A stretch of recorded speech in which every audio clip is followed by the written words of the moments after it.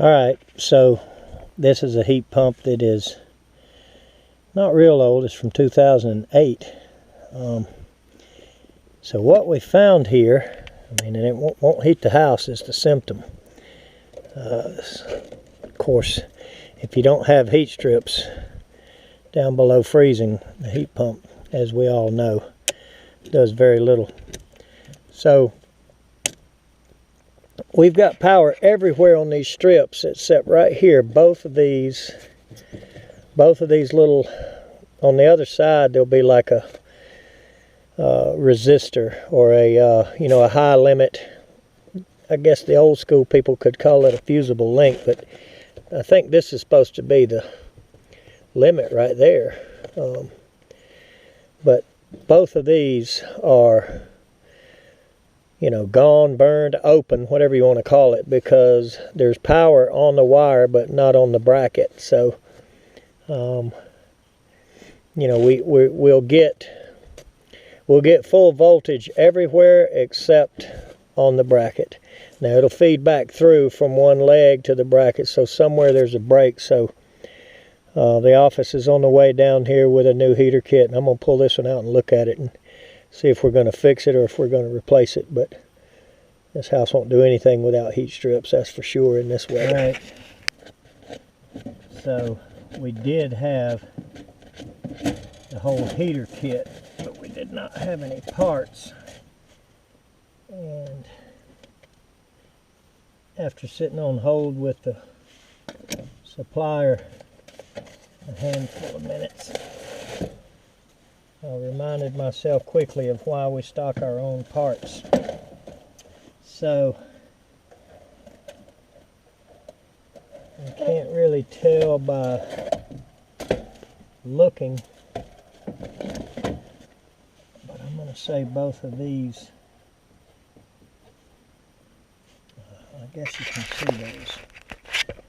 Both of these, I'm going to call them resistors or diodes or whatever they are. It can't be diodes because they'll travel in both directions, but both of these are open and not allowing current through. Now I think this is the high limit here, but for whatever reason these are gone. I don't see any actual burns or broken places in the strip, so if we would have had these we could have just fixed them, but that's a bunch of trouble, to be honest with you. Now that I look at that, it wouldn't be too bad if we had them, but we don't. And out here trying to rebuild a heater kit that's basically $140 is not a good thing. So we're gonna give them a call and ask them where they are. Doesn't look too bad in there. 2008. So, but somebody has been in here. Look at that. There's two sets of contactors. I don't know if those are from the strips, and there is a capacitor from the fan. I tell you, this thing has had its share of work. So let's go find out where our parts runner is and get these people back in business. All right, well, I had no longer gotten in the driveway and got on the phone. Then I see her pulling around the corner. We're not real far from the office here. This is a 15 kW bank or heater kit. So we're going to pull this. This is a 2.5 ton house. It has 10 kW strip heat. So we're going to pull 5 off of it and just run the 10 that we need. But nonetheless, let's get it in here. This one's a little bit different, meaning it has a breaker set up for incoming power. So I am hoping that our door, it should be compatible. Our door should have the knockouts for this type, but it should be a really nice plug and play situation here. At least I'm going to hope that it is.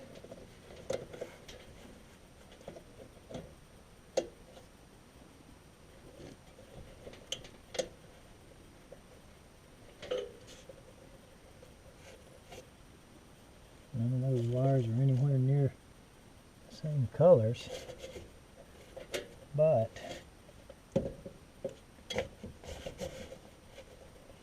hopefully it's a compatible kit. I guess we're going to find out real quick. So, let's get the rest of the screws in this thing and get it wired back up. See if we can get these people out of the 59-degree indoor temperature range, because that's about all they were able to see this morning.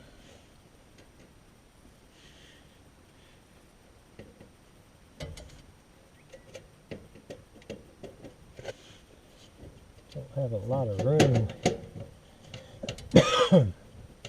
There's a column or a pier right against my back here. Of course, the insulation in my head. Phone ringing off the hook. Sometimes I wonder why I chose this profession.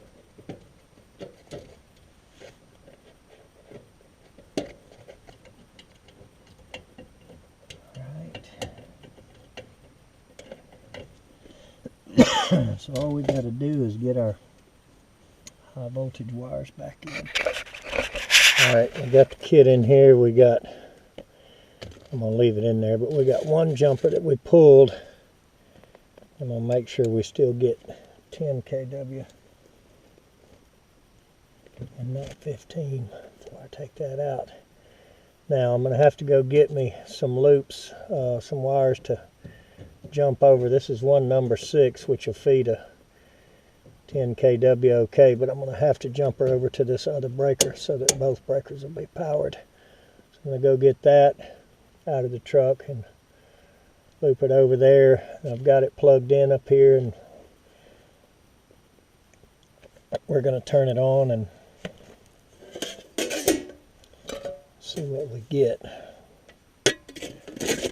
Hopefully get these people some heat.